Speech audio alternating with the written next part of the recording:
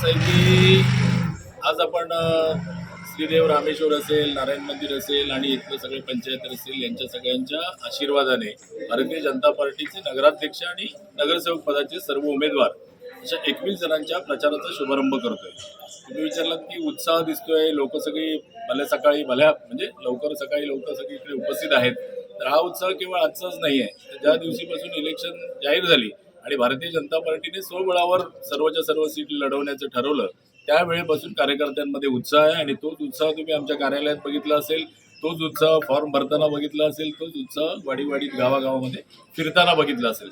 त्यामुळे अत्यंत उत्साहपूर्ण अशा वातावरणामध्ये भारतीय जनता पार्टीचा प्रत्येक कार्यकर्ता सज्ज झालेला आहे. भारतीय जनता पार्टीचे हितचिंतक मंडळी आहेत तीही सज्ज झालेली आहेत.